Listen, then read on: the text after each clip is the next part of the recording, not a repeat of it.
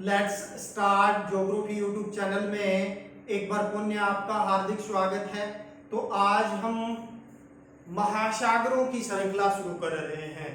तो ये न केवल BA part first second third तीनों क्लासों के लिए ये ज्योग्राफी के लिए यानी इम्पोर्टेंट रहने वाला है। इसके अलावा यानी जो कंपटीशन की तैयारी करने वाले छात्र छात्राएं हैं उसके लिए भी यह वीडियो बहुत ही सहायकफुल रहेगा। तो मैं उन तमाम विद्यार्थियों से अनुरोध करता हूं कि इससे पूर्व हमने क्या है महाद्वीपों की श्रृंखला यानी 8 महाद्वीपों का विस्तार से अध्ययन कर लिया। तो आज हम महासागरों की श्रृंखला शुरू करेंगे कि 5 महासागर कौन कौन से पाए जाते हैं। और इसके अलावा थोड़ा सा चूंकि ये यानी बीए पार्ट फर्स्ट के लिए ये प्रथम क्लास यानी इसके अंदर महासागरों की है, इसके अंदर थोड़ा सा मैं बेसिक इसका थोड़ा परिचय भी दूंगा।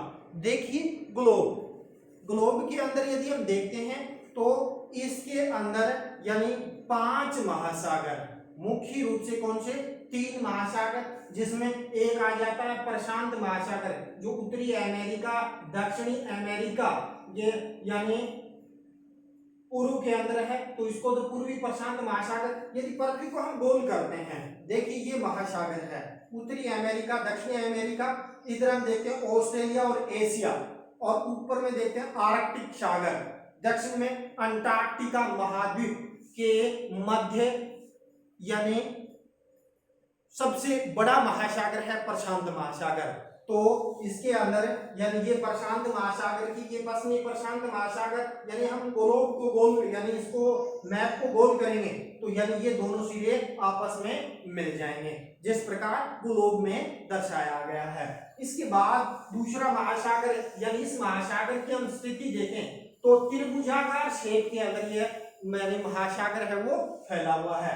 इसके बाद यानी उत्तरी अमेरिका दक्षिणी अमेरिका का जो पश्चिम तट है अफ्रीका और यूरोप के मध्य एस आकृति के अंदर दूसरा यानी महासागर फैला हुआ है अटलांटिक महासागर या जिसको हम हिंदी में अंध महासागर के नाम से भी जाना जाता है और इस प्रशांत महासागर को पैसिफिक महासागर कहते हैं। इसके अलावा तीसरा महासागर का यदि हम वर्णन देखना चाहें तो एम आकृति के अंदर यानी फैला हुआ है जिसको हम यानी इंडियन ओशन या हिंद महासागर के नाम से जानते हैं। फिर बात करते हैं उत्तर में देखिए अंटार्कटिका यानी इधर फैला हुआ है इसका कुछ भाग ये यानी इसके ऊपर यदि हम देखें ये जो महासागर है यानी आर्कटिक महासागर इसके अंदर आता है। इसके जस्ट दक्षिण के अंदर देखें तो द्वीप आता है अंटार्कटिका, ऊपर महासागर आता है। हालांकि यह अर्ध महासागर है क्योंकि ध्रुवों पर स्थिति होने के कारण यह जो महासागर है वो यानी अधिकांशतः बर्फ से ढका हुआ है। इसके बाद यानी 5वां महासागर यानी हम देखते हैं तो छोटी क्लासों में पढ़ते हैं तो इसके अंदर देखें प्रशांत महासागर अटलांटिक महासागर और हिंद महासागर दोनों ये तीनों महासागर मिल जाते हैं और उसको यानी संयुक्त रूप से दक्षिणी महासागर के नाम से जाना जाता है। तो ये हो गए कौन से 5 महासागर। इसके साथ लगे हाथों में यानी 8 महाद्वीपों की लोकेशन भी बता देता हूं। तो मैंने बता दिया चाहे भौतिक भूगोल पढ़ रहे हो या संसाधन भूगोल पढ़ रहे हो आप बी पार्ट फर्स्ट के तो उसमें मैप की क्लियरिटी होना बहुत ही जरूरी है। और चाहे आप महासागरीय धाराएं पढ़ेंगे ज्वार भाटा पढ़ेंगे या महाद्वीपीय विस्थापन सिद्धांत वेगनर का पढ़े कोई भी टॉपिक पढ़े उसके अंदर मैप और ग्लोब की आवश्यकता होती है। तो मैं उन तमाम विद्यार्थियों से अनुरोध करता हूं कि आपके पास एटलस होनी चाहिए ताकि आप क्या है यानी इसको बढ़िया तरीके से समझ भी इसके अंदर सकते हैं। फिर आगे हम बात करते हैं इसके अंदर देखते हैं यानी हम महाद्वीपों का मोटा मोटा आकलन कर लेते हैं। हालांकि इससे पूर्व महाद्वीपों की श्रृंखला है वो मैं 8 महाद्वीपों का अलग अलग से विस्तार से अध्ययन करवा चुका हूं। फिर भी एक बार देख लेते हैं। ये सबसे बड़ा यानी महाद्वीप है एशिया महाद्वीप आता है और एशिया से लगा हुआ यानी महाद्वीप आ जाता है कौन सा यूरोप महाद्वीप कहलाता है। और इसके बाद यानी इधर देखते हैं तो अफ्रीका महाद्वीप आ जाता है और इधर हम बात करते हैं तो ये ऑस्ट्रेलिया महाद्वीप आ जाता है जो पहले सबसे छोटा था लेकिन हाल ही के अंदर नए महाद्वीप का उद्भव हुआ है, जिसका ज़ैलैंडिया महाद्वीप है, जो न्यूजीलैंड वाला, ये जो कई द्वीप समूह आते हैं। हालांकि इसका 94% भाग जलमग्न है। तो महाद्वीप की ये यानी मुख्य रूप से 8वां महाद्वीप आया नया ज़ैलैंडिया। तो ज़ैलैंडिया का अभी हमने अलग से अध्ययन किया था। इसके बाद हम बात करते हैं नीचे दूर दक्षिण के अंदर अंटार्कटिका महाद्वीप आता है, तो इसका भी हमने अध्ययन कर लिया। इसके बाद हम बात करते हैं उत्तरी अमेरिका महाद्वीप और दक्षिणी अमेरिका। तो एशिया 1, यूरोप 2, उत्तरी अमेरिका 3, दक्षिणी अमेरिका 4, अफ्रीका 5, इसके बाद अंटार्कटिका 6, ऑस्ट्रेलिया 7 और ज़ैलैंडिया 8। तो 8 तो महाद्वीप हैं और 5 महासागर हैं वो पाए जाते हैं। यदि हम गोलोब में इसकी लोकेशन देखना चाहें तो ये तो आ जाता है एस आकृति का कौन सा अटलांटिक महासागर। कहा उत्तरी अमेरिका, दक्षिणी अमेरिका, अफ्रीका और यूरोप, उधर आ जा आर्कटिक, इधर आ जाता है दक्षिणी महासागर। इसके अंदर बात करते हैं प्रशांत महासागर, यानी संपूर्ण जो हमारी पृथ्वी है, पृथ्वी के यदि हम क्षेत्रफल की यदि हम बात करते हैं तो पृथ्वी का क्षेत्रफल है 50.995 करोड़ वर्ग किलोमीटर, करोड़ वर्ग किलोमीटर है, या यूं कह सकते 51 करोड़ वर्ग किलोमीटर, यानी यह हमारा ये संपूर्ण पृथ्वी है, जिसके अंदर महासागर भी आ जाते हैं, महाद्वीप भी आ जाते हैं। जिसके अंदर यदि हम बात करते हैं 71% भाग पर जो जलमंडल का विस्तार आप देख रहे होंगे, यानी 71% भाग पर है, और 29% भाग पर यानी स्थलखंड है, जिसके अंदर यानी ये महाद्वीप आते हैं। और ये बात कौन कहता है? ब्रिटिश एनसाइक्लोपीडिया, यानी कि अकॉर्डिंग ये है हमारे एक भूगोलवेत्ता है क्रूमेल। कौन भूगोलवेत्ता हुए? क्रूमेल। यदि हम क्रूमेल के अकॉर्डिंग देखना चाहें तो क्रूमेल ने क्या बताया?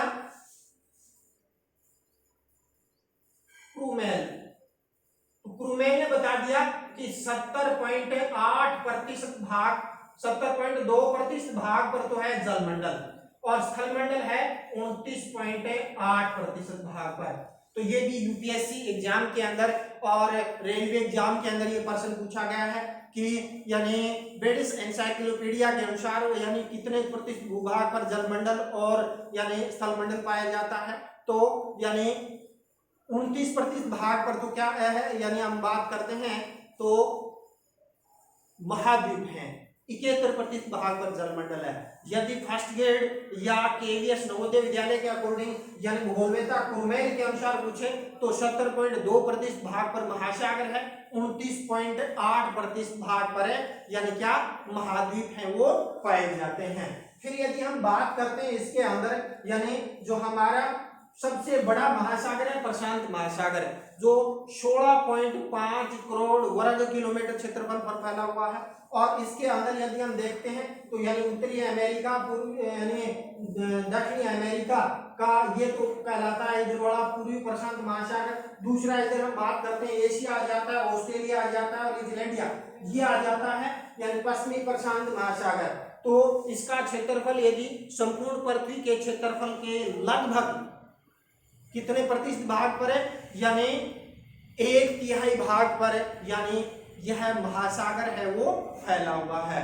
और फिर यदि हम बात करते हैं स्थलमंडल का जो क्षेत्रफल है 14.889 करोड़ वर्ग किलोमीटर और 36.106% भाग पर महासागर है वो पाए जाते हैं। तो अब हम सीधा चलते हैं अपने प्रशांत महासागर के अंदर, यानी आज का हमारा मुख्य टॉपिक है। तो प्रशांत महासागर की यदि हम बात करते हैं लोकेशन की तो देखिए इधर आ जाती बेरिंग जल संधि से ऊपर हम जाते हैं अंटार्कटिका आ जाता है और ये कहलाता है यानी प्रशांत महासागर। और चूंकि ये पूर्वी हिस्सा है तो पूर्वी प्रशांत महासागर के नाम से जाना जाता है। तो उत्तरी अमेरिका, दक्षिणी अमेरिका इधर हम आते हैं तो यानी ये आ जाता है कौन सा, यानी एशिया और ऑस्ट्रेलिया वाला हिस्सा, ये कहलाता है पश्चिमी प्रशांत महासागर के नाम से जाना जाता है। और इस प्रशांत महासागर की खोज की बात करते हैं तो मैगलैंड नामक एक मुख्य रूप से नाविक था। और चूंकि ये जो महासागर है ये क्या है, शांत महासागर है, यानी अटलांटिक महासागर की उपेक्षा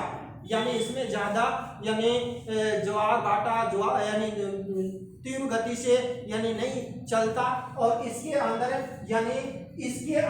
और यानी इसको यानी मैगलेन महोदय ने इसकी यानी आकृति यानी पैसिफिक ओशन के रूप में मुख्य रूप से परिभाषित किया।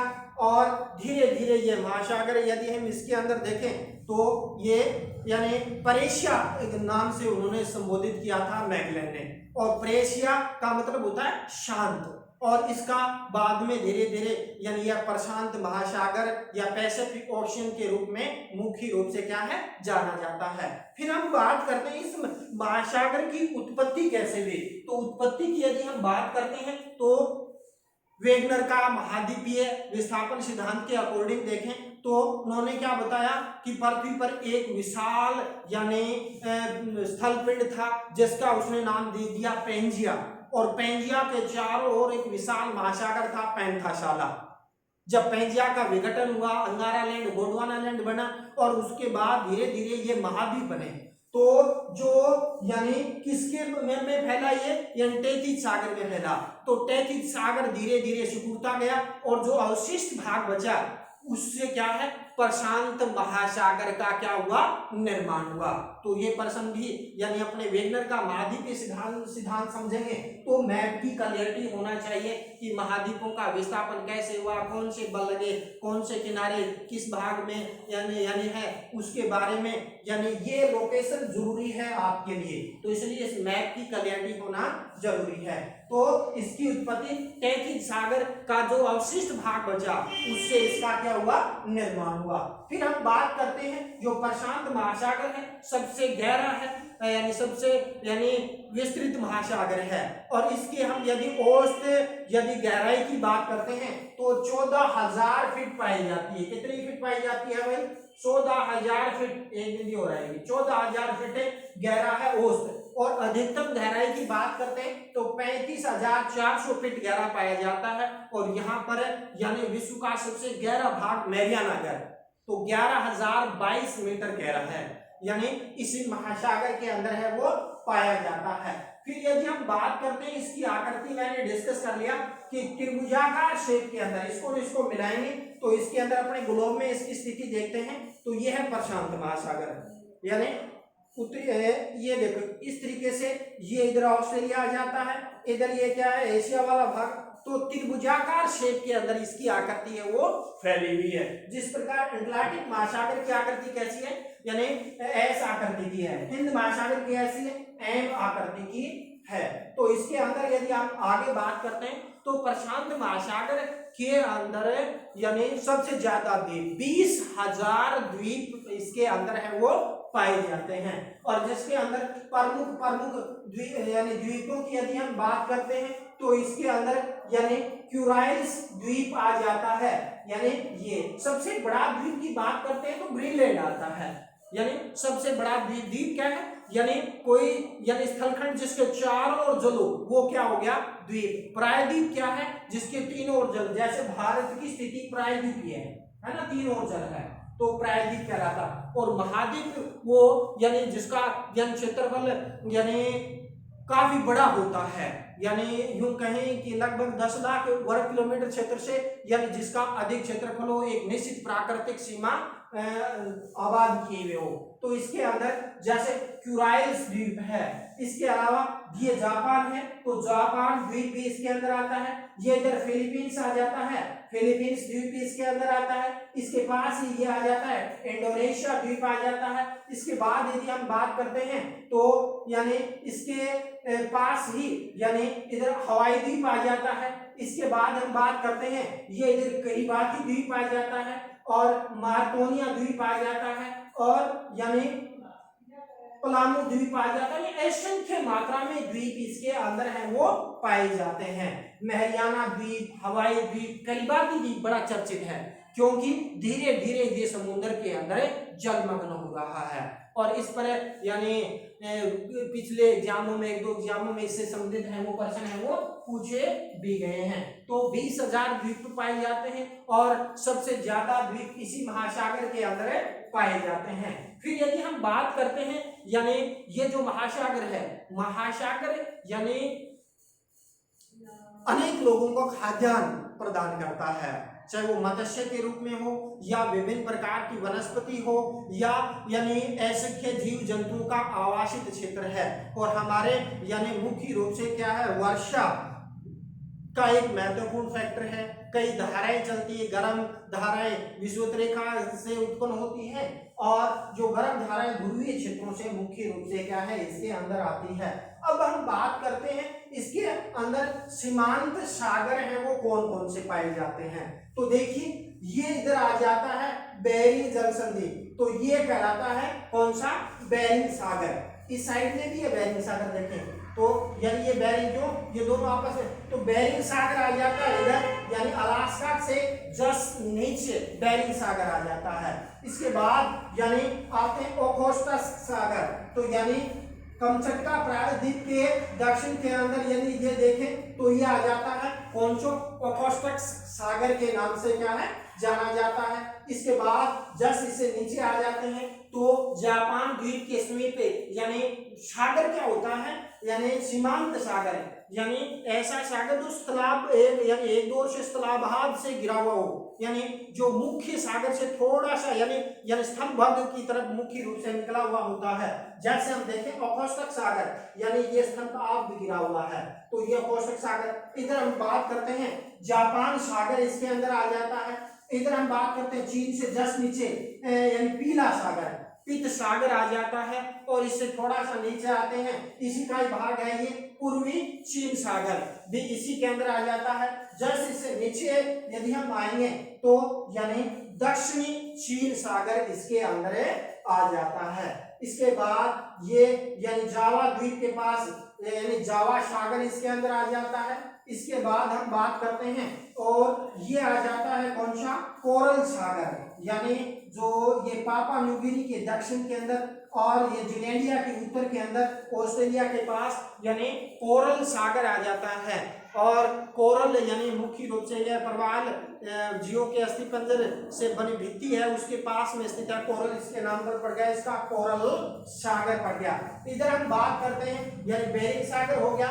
इधर खाड़ी की बात करते हैं, अलास्का की खाड़ी आ जाती है। इस साइड में देखते हैं तो कैलिफोर्निया की खाड़ी इसके अंदर प्रमुख रूप से क्या है, आ जाती है। तो ये तो हो गया कौन सा, यानी इसके सीमांत सागर हो गए। एक बार थोड़ा सा अपने निकाल डाल देते हैं, देखिए बेरिंग सागर आ जाता है। इधर ऊपर आते हैं तो चुक्ची सागर आ जाता है, ओखोस्टक सागर आ जाता है। इधर हम बात करते हैं जापान सागर आ जाता है, पीला सागर आ जाता है जिसको पित्त सागर भी कहते हैं, पूर्वी चीन सागर, दक्षिणी चीन सागर। इधर हम बात करते हैं तो ये जावा सागर आ गया, कोरल सागर आ गया। इधर हम बात करते हैं बेरिंग सागर आ जाता है। इधर यानी छोटी खाड़ी आ जाती है, अलास्का की खाड़ी, कैलिफोर्निया की खाड़ी, ये इसके अंदर है यानी सीमांत सागर आ जाते हैं। इसके बाद यदि हम बात करते हैं तो जो ये प्रशांत महासागर के तटवर्ती क्षेत्रों के अंदर यानी जो महाद्वीप है, यहाँ पर्वत श्रेणियां पाई जाती है, नवीनवलित पर्वत श्रेणी और ज्वालामुखी निर्मित पर्वत श्रेणी। और ये यानी यूं कहें सक्रिय क्षेत्र है और ये मुख्य रूप से दुर्बल क्षेत्र है और यहाँ ज्वालामुखी बहुत आते हैं, चाहे वो मुख्य उत्तरी अमेरिका के अंदर यानी पेरू के अंदर हो, चिली के अंदर हो और या इधर मैक्सिको, अलास्का वाला जो क्षेत्र है, यानी ये जो तट। और इधर हम बात करते हैं ये वाला जापान वाला, ये वाला जो तट है ये ज्वालामुखी की दृष्टि से सक्रिय है, तो ये रिंग ऑफ पैसिफिक नाम से जाना जाता है, यानी प्रशांत महासागरीय अग्नि मेखला, यानी ज्वालामुखी। क्यों? क्योंकि यहाँ लगभग 300 सक्रिय ज्वालामुखी, ऐसे ज्वालामुखी जिसमें कंटिन्यू प्रोसेस के अंदर क्या है, लावा है और विभिन्न प्रकार की गैसें निकलती रहती है, सक्रिय ज्वालामुखी। तो ज्वालामुखी पढ़ेंगे तो भी ये मैप अपने क्या है उसके अंदर काम आएगा भी, कौन से महाद्वीप में सक्रिय कौन सी है, शांत कौन सी है, या मुख्य रूप से क्या है यानी मर्द ज्वालामुखी, उसके बारे में ज्वालामुखी पढ़ेंगे तो ये चीजें मुख्य रूप से अपने क्या है विशेष रूप से क्या है काम आएगी। फिर बात करते हैं कटक। कटक क्या होता है भाई, यानी समुद्रों के अंदर है जो जलमग्न जो मुख्य रूप से पर्वत होते हैं उसका ऊपरी भाग जो दिखाई देता है वो क्या कहलाता है, कटक कहलाता है। और प्रशांत महासागर हालांकि इसका अधिकांश भाग है वो समतल है, यानी हम बात करते हैं यानी हम महाद्वीपीय मगध तट पढ़ेंगे जो अपने बी पार्ट फर्स्ट में लगता है, तो उसमें महाद्वीपीय मगध तट के अंदर यानी गहरे महासागरीय मैदान है, गर्त है, तो उसके अंदर यानी 80.3% भाग पर महासागरीय मैदान है जो लगभग 3 से 6 हजार मीटर गहरा है, संपाटी मैदान है। तो मैदानी क्षेत्र विस्तार पाया जाता है, लेकिन फिर भी कुछ कटक है इसके अंदर पाए जाते हैं। तो यानी एक पूर्वी प्रशांत कटक यानी यहाँ पाया जाता है पूर्वी पर यानी पूर्वी हिस्से के अंदर पूर्वी प्रशांत कटक कहते हैं, जिसको अल्बट्रास का पठार के नाम से, यानी कटक है ऊपर से संपाटी है, इसको अल्बट्रास का पठार के नाम से जाना जाता है। इसके बाद ईस्टर्न आइसलैंड कटक भी मुख्य रूप से क्या है यहाँ पर आ जाता है। इसके अलावा क्वींसलैंड कटक और हवाई द्वीप के पास हवाई कटक हैं वो पाए जाते हैं। हालांकि प्रशांत महासागर और हिंद महासागर के मध्यवर्ती भाग में कटकों की यानी लंबी एक श्रृंखला पाई जाती है, वैसी प्रशांत महासागर में नहीं पाई जाती। क्यों? क्योंकि उनका तो निर्माण जैसे अटलांटिक महासागर, उत्तरी अमेरिका, दक्षिणी अमेरिका, अफ्रीका जुड़े हुए थे, तो उसमें जब हटे तो बीच में मध्यवर्ती कटक का निर्माण बना। इसी प्रकार हिंद महासागर, ऑस्ट्रेलिया ये जुड़े हुए थे, तो इसके कारण यहाँ कटक पाए जाते हैं। लेकिन प्रशांत महासागर का निर्माण टेकी भूषण ने की थी, उसमें चारों ओर से महाद्वीपों ने अतिक्रमण किया, तो शेष भाग बचा, जिसके कारण यहाँ इसमें यानी कटक है वो बहुत ही कम पाए जाते हैं। फिर बात करते हैं इसके अंदर द्रोणी। द्रोणी क्या होती है? द्रोणी होती है यानी एक बेसिन होता है, गड्ढा होता है, गर्त होता है, यानी गर्त तो नहीं कह सकते, गर्त काफी गहरा होता है, ये लगभग 4 से 6 हजार मीटर गहरे यानी बेसिन होते हैं, जिसको हम द्रोणी के नाम से जाना जाता है। तो महासागर निकल के ऊंचाई पढ़ेंगे तो ये टॉपिक अपने काम आएगा। तो ये आ जाता है यहाँ फिलीपींस द्वीप, और फिलीपींस के पास जो द्रोणी पाई जाती है उसको फिलिपाइन द्रोणी के नाम से जाना जाता है, जो 5 से 6 हजार मीटर गहरी है। इसके बाद हम बात करते हैं यहाँ एक द्वीप आता है फिजी, और फिजी के पास जो द्रोणी पाई जाती है उसको फिजी द्रोणी के नाम से जाना जाता है। इसके बाद पूर्वी ऑस्ट्रेलिया यानी पूर्वी ऑस्ट्रेलिया के यानी ये हो गया उत्तरी, ये हो गया यानी पूर्वी ऑस्ट्रेलिया के पास एक द्रोणी पाई जाती है जिसको पूर्वी ऑस्ट्रेलियन द्रोणी के नाम से जाना जाता है। ये है न्यूजीलैंड, और न्यूजीलैंड के पास में ये द्रोणी है, और न्यूजीलैंड जो कटक है उसके पास ये द्रोणी है वो मध्यवर्ती भाग के अंदर पाई जाती है। इसके बाद हम बात करते हैं ऑस्ट्रेलिया का दक्षिणी भाग है, यहाँ भी एक द्रोणी पाई जाती है, और जिसको दक्षिणी ऑस्ट्रेलियन द्रोणी के नाम से जाना जाता है। 5000 मीटर गहरी है, और इसकी खोज है यानी जेफरेज महोदय ने, भूगोलवेत्ता जेफरेज ने की थी, इसलिए इसको जेफरेज द्रोणी के नाम से जाना जाता है। तो ये यूजीसी नेट के अंदर आ चुका है कि जेफरेज द्रोणी कहाँ पर है, ऑस्ट्रेलिया के दक्षिण के अंदर है। KVS Navodaya Vidyalaya, SSC, UPSC के अंदर ये प्रश्न है वो पूछे गए हैं। तो हमारा उद्देश्य यानी बीए के साथ साथ कंपटीशन की तैयारी करना है, तो आप इस चैनल को से साथ जुड़े रहें, चैनल को आप सब्सक्राइब करें, वीडियो को लाइक और शेयर करें, ताकि अधिक से अधिक विद्यार्थियों को इसका लाभ मिले। आगे हम बात करते हैं इसके अंदर यानी पेरू चिली द्रोणी, यानी ये देश हो गया कौन सा, चिली, ये हो गया पेरू, और पेरू और चिली के पास भी एक द्रोणी पाई जाती है जिसको पेरू चिली द्रोणी के नाम से जाना जाता है। इसके बाद हम बात करते हैं यानी महासागरीय गर्त कौन कौन से पाए जाते हैं। तो महासागरीय गर्त के अंदर यदि हम देखना चाहें गर्त क्या होते हैं, तो यानी महासागरों के अंदर कटक पाए जाते हैं, कटकों के किनारे पर यानी गहरी जो गर्त गड्ढे पाए जाते हैं, यानी द्रोणी से भी गहरे होते हैं, और कई तो यानी इतने गहरे होते हैं कि मुख्य रूप से क्या है यानी बहुत ज्यादा गहरे हैं, जहां यानी जाना बड़ा मुश्किल होता है, क्योंकि बीच में कटकों के बीच में दुर्गम क्षेत्र होता है। तो यहाँ यानी प्रशांत महासागर यानी सभी महासागरों में बात करें तो यानी लगभग 57 गर्तों के बारे में अब तक क्या है पता लगा है, और अभी चूंकि समुद्रों के बारे में ज्यादा कोई विस्तृत अध्ययन हुआ नहीं, रिसर्च बहुत हुए, लेकिन अब तक भी यानी कुछ रहस्य हैं वो छुपे हुए हैं। तो 57 गर्तों में से 32 गर्त हैं वो प्रशांत महासागर के अंदर पाए जाते हैं। तो इसके अंदर बात करते हैं तो सबसे गहरा गर्त की बात करते हैं तो कौन सा आ जाता है, यानी मैरियाना गर्त आ जाता है भाई, यानी ये रहा मैरियाना गर्त। तो मैरियाना गर्त है यानी प्रशांत महासागर का सबसे गहरा गर्त है कौन सा, मैरियाना गर्त, जो 11,022 मीटर है। यह न केवल प्रशांत महासागर का बल्कि सभी महासागरों में सबसे गहरा भाग है मैरियाना गर्त यानी पाया जाता है। इसके बाद टोंगा गर्त आ जाता है, यानी एक द्वीप है टोंगा, और टोंगा के पास यानी गर्त पाया जाता है, यानी टोंगा गर्त यानी प्रमुख रूप से क्या है पाया जाता है। देखिए ये मैरियाना द्वीप है और मैरियाना द्वीप के पास जो गर्त मिलेगा वो तो मैरियाना गर्त है। इसके अलावा टोंगा के पास जो गर्त पाया जाता है उसको टोंगा गर्त के नाम से जाना जाता है। इसके अलावा क्यूराइल्स गर्त है 10,498 मीटर है, जो क्यूराइल्स द्वीप है यानी जापान के तट के पास जाते हैं तो यानी क्यूराइल की ठंडी धार आती है, तो यहाँ पर जो मुख्य रूप से क्या है यानी गर्त है वो कौन सा कहलाता है, क्यूराइल्स यानी गर्त कहलाता है, क्यूराइल द्वीप के पास में स्थित है।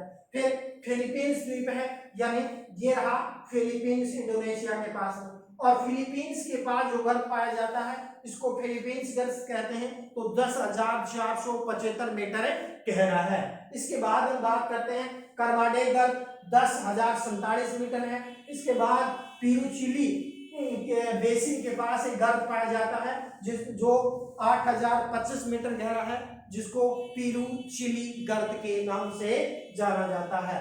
इसके बाद हम बात करते हैं ये आ जाता है अल्यूशियन द्वीप समूह, और अल्यूशियन द्वीप के समूह के पास में जो मुख्य रूप से गर्त पाया जाता है उसको एल्यूशियन गर्त के नाम से जाना जाता है, जो 7,669 मीटर गहरा है।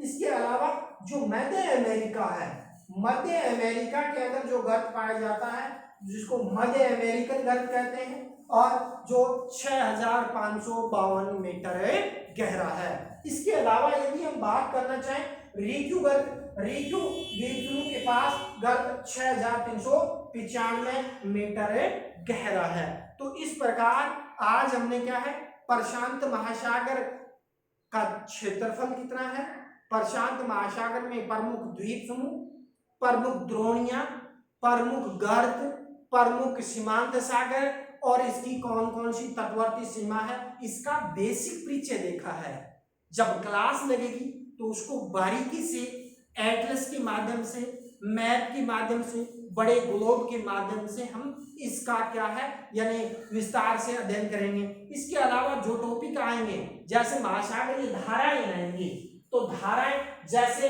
यानी हम बात करते हैं कैलिफोर्निया की धारा, यानी कैलिफोर्निया तट के सारे बहती है। इसके अलावा यानी क्यूराइल्स यानी की धारा या यानी क्यूराइल्स द्वीप के समीप मुख्य रूप से क्या है बहेगी, और यानी पीरू के साथ बहने वाली पीरू की धारा, और पीरू की ठंडी धारा को हमबोल्ट ने खोजा था भूगोलवेत्ता ने, हमबोल्ट की धारा के नाम से जाना जाता है। तो गर्म धाराएं तो विषुवत रेखा से ध्रुव क्षेत्रों की तरफ चलेगी, और ठंडी धाराएं ध्रुव क्षेत्र से विषुवत रेखा की तरफ चलेगी। और इसका यानी कई कारण है धाराओं के। जब धाराएं भी एक ऐसा टॉपिक है, यदि आपको ग्लोब की स्थिति नहीं, क्योंकि जिस तट से धारा टकराएगी उसके बाद उसका दूसरा नाम परिवर्तन हो जाता है, तो मैप की लोकेशन के आधार पर धाराएं बड़ा टिपिकल है, लेकिन अपने मैप के द्वारा बिल्कुल एक एक धाराओं का क्लियर तरीके से अध्ययन करेंगे। इससे चाहे अपना यानी ज्वार भाटा हो, ज्वार भाटा भी यानी महासागरों में मुख्य रूप से ज्वार भाटा कितने प्रकार आदि ही मैप के द्वारा यानी बेस्ड है। चाहे महासागर निकल के उच्चावच हो या ज्वालामुखी हो, भूकंप हो या पृथ्वी की आंतरिक संरचना का जो टॉपिक करेंगे तो उसमें अलग अलग डायग्राम, अलग अलग रेखा चित्र से हम उनका क्लियर करेंगे, विस्तार से अध्ययन करेंगे। तो इसी के साथ आज का टॉपिक यहीं समाप्त करते हैं। जय हिंद, जय भारत। पढ़ते रहिए, बढ़ते रहिए। पढ़ेगा इंडिया तो बढ़ेगा इंडिया।